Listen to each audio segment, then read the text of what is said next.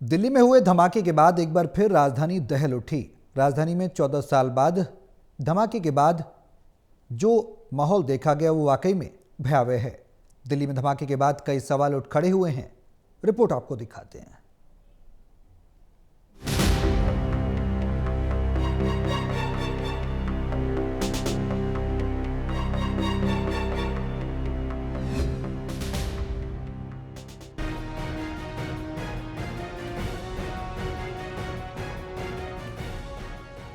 दिल्ली में हुए धमाके के बाद एक बार फिर राजधानी दहल उठी है।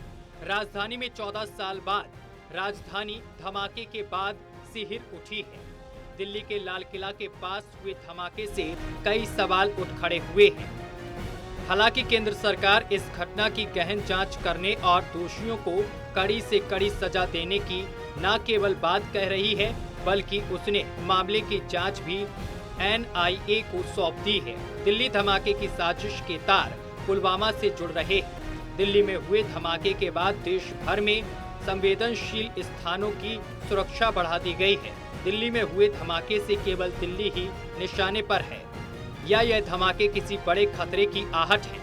दिल्ली से सटे फरीदाबाद में 2900 किलो विस्फोटक से क्या संकेत मिल रहे हैं? दिल्ली में हुए धमाके किसी आतंकी साजिश के संकेत तो नहीं?